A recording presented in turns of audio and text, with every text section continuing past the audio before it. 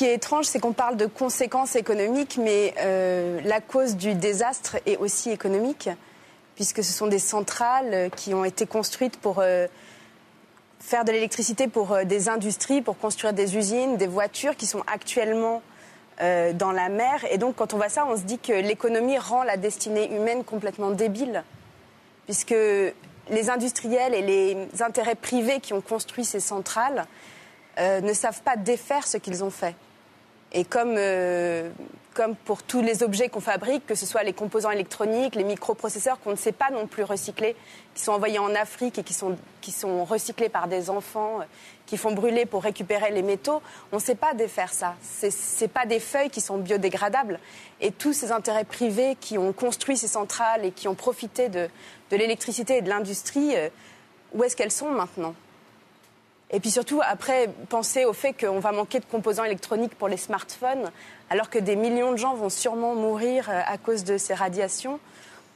On s'en fiche un petit peu. Ça veut dire que c'était répondre à la question qui m'était posée en disant que c'était tragique. Je ne pense pas avoir mis en avant les smartphones plutôt que les gens qui vont mourir. Non, mais je ne parlais pas de ça. Un tout petit peu une manière de déformer mes propos. Non, pas du tout. Je ne m'adressais pas à vous. Je dis juste que le fait que ce soit un tsunami économique, peu importe.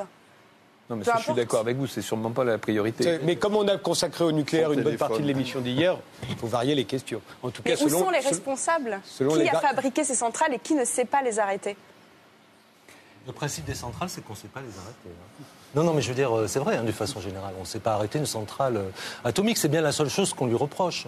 Parce qu'à part ça, c'est une énergie propre.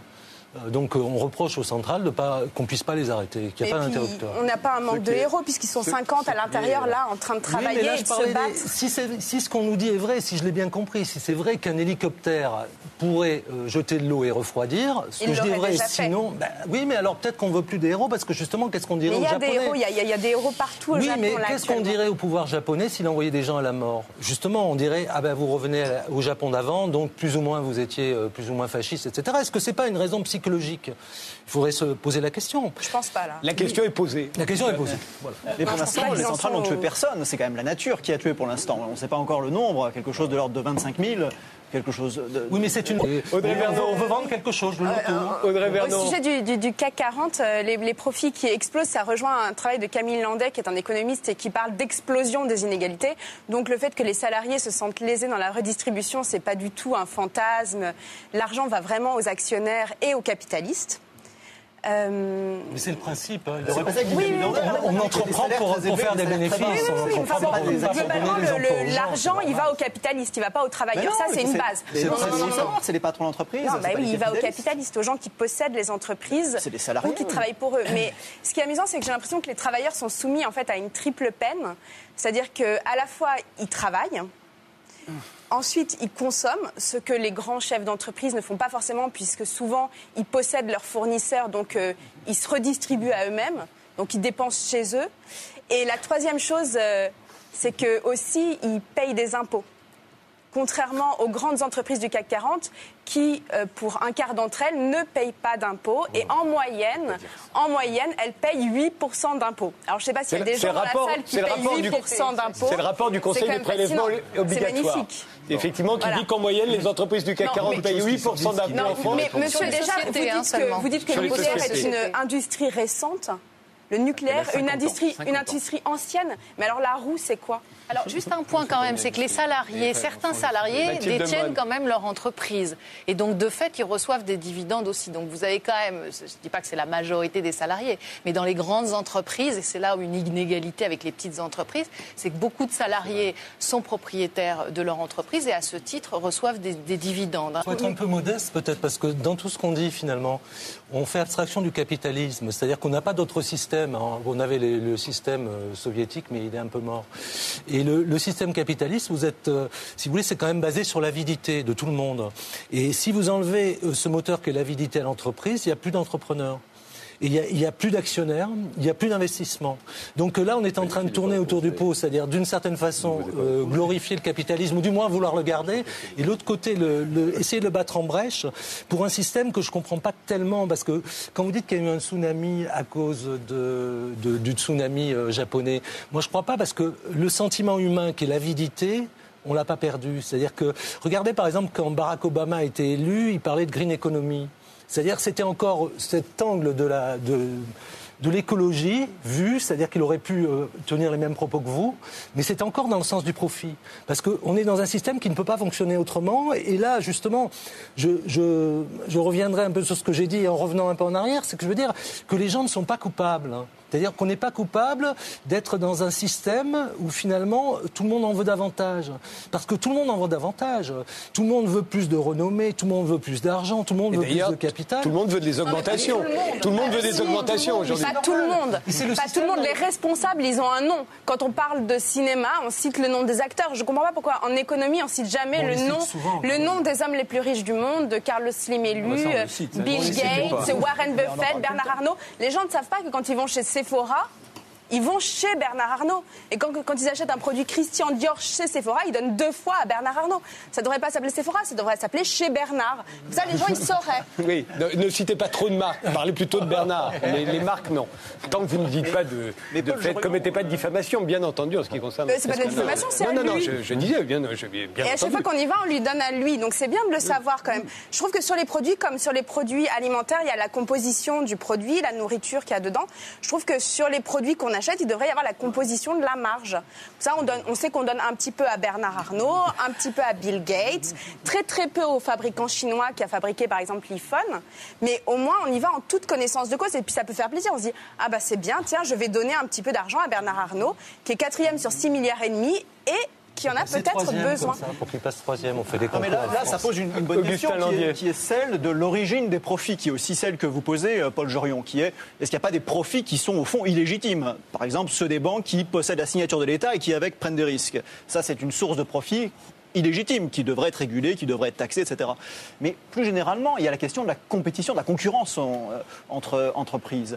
Et c'est vrai que dans le top 10 du CAC 40, vous avez Total, là aussi, flambée des prix du pétrole, l'entreprise fait les profits de très très loin les plus massifs du CAC 40. Vous avez des grosses banques, vous avez... Vous savez qu'il en a un petit bout de Total. Donc quand on va à la pompe chez Total, on donne un petit peu à Bill Gates aussi. Vous avez France Télécom, bref... beaucoup à Bill Gates, c'est qu'il a donné 95% de sa fortune quand même. Mais non, mais quand il sera mort...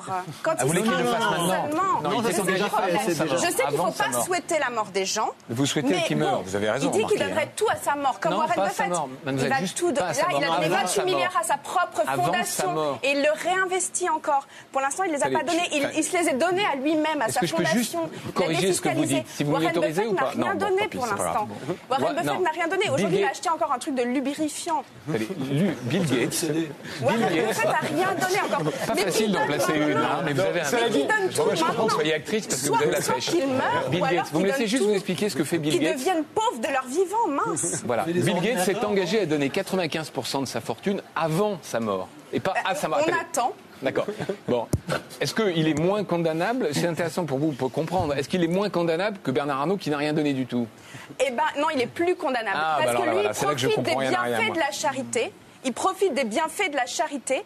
Tout en ne donnant rien pour l'instant. Là oui, on le trouve tous vachement sympa de tout il nous donner. Rien donné. Bernard Arnault, il a sa propre fondation, il a défiscalisé. Mais non, mais sa fondation, elle agit, elle est en Afrique. Ne me dites pas qu'il a rien fait. Bon, arrêtons le débat sur Bill Gates par ailleurs et revenons au débat qui a été relancé. Vous savez bien que c'est vrai, il a donné à sa propre fondation, il s'est donné à lui-même. Mais pas à lui-même, il donne. La fondation donne. Qu'est-ce qu'elle fait cette fondation ? Elle réinvestit, elle investit. Elle achète, des actions totales mais non. aussi. Oh là là là là. Bon, après, c'est très gentil d'investir contre les maladies. Les profits records des entreprises du CAC 40 relancent le débat de savoir s'il est nécessaire aujourd'hui ou pas d'augmenter les salaires. On sait que ce débat est latent en France. Là, qui va aux investisseurs et aux dirigeants d'entreprise, ça ne se discute pas. Et si on augmente les salaires, on va refaire. Audrey Vernon. Oui, on parlait des salaires tout à l'heure. Moi, je ne suis pas vraiment pour l'augmentation des salaires. Je suis plutôt pour la possession des entreprises par les travailleurs, des moyens de production et tout ça. Et d'ailleurs, à ce sujet, il y a une belle initiative dans le Sud. Il y a une usine qui s'appelle Fralib, qui fabrique depuis 100 ans les tisanes éléphants. Et actuellement, Unilever, qui a racheté cette entreprise de tisane, a décidé de fermer l'usine parce qu'ils ne font pas bien les pyramides de thé et que c'est mieux fait en Pologne. Donc cette usine va peut-être fermer à cause de ça. Et en fait, les travailleurs, ils sont 185 travailleurs. Et ils ont décidé de demander à Unilever de racheter l'usine pour pouvoir continuer à fabriquer la tisane éléphant qui a été fondée en Provence. Et ça, c'est quelque chose qui est terrible quand on voit que des grandes entreprises américaines qui n'ont pas du tout besoin ou anglaises qui n'ont pas du tout besoin de petites entreprises comme ça, c'est juste une ligne comptable pour eux, ne veut pas céder l'entreprise aux travailleurs. Mathilde Moine. C'est ce que je disais tout à l'heure, c'est que derrière la question de cette augmentation de salaire, il y a la question de la crise. Et le fait que les salariés ont aujourd'hui l'impression qu'ils ont supporté une partie de l'ajustement dû à la crise et qu'on est sorti de cette crise et qu'ils demandent des comptes finalement. Et c'est ce qu'on a vu dans votre reportage. Par contre, quand vous êtes une femme ouvrière à Clairvoy, fabriquer des pneus, et que ça fait 30 ans que vous faites ça, et que vous n'avez pas d'autre métier, qu'il vous reste 10 ans de carrière, là, il y a un vrai sujet. Parce que, il n'y a plus d'emploi dans cette commune. Enfin, je ne connais pas Clairvoy, mais vous voyez, l'usine qui ferme. Et c'est le vrai sujet du chômage aujourd'hui, d'arriver à mettre des moyens de formation.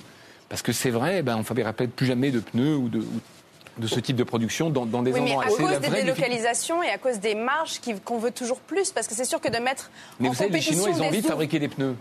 Ils ont envie de fabriquer des pneus, les Chinois. Ils ont envie. Mais oui. Ils ont envie de fabriquer des iPhones et d'avoir des filets en dessous de leurs usines pour éviter qu'ils se suicident et de vivre à 8 par dortoir. Vous avez lu les études sur le Chine 350 € par mois. Mais bien sûr, je lis les études sur la Chine. Ils ont envie de fabriquer des pneus, d'accord. Ils ont envie de progresser, ils ont envie de... Mais bien sûr que si. Peut-être pas au point d'être payé 350 € par mois. Si tout le monde pouvait avoir le même salaire, ça serait formidable. Mais le problème, c'est que les ouvriers français, les travailleurs français sont maintenant mis en compétition avec la mondialisation, avec des ouvriers chinois. Et à 350 € par mois, on ne peut pas gagner. C'est impossible. C'est un fait. Oui, donc il ne faut plus fabriquer de pneus en France, probablement. Ah bah non. Il ne faut pas délocaliser. Il faut arrêter de faire des marges aussi exceptionnelles. Ça va, quoi. Une minute, Audrey Vernon. Non, je trouve qu'il y a toujours un côté un petit peu condescendant au niveau des capitalistes quand ils payent les travailleurs. Dans mon spectacle, il y a un personnage de milliardaire qui dit...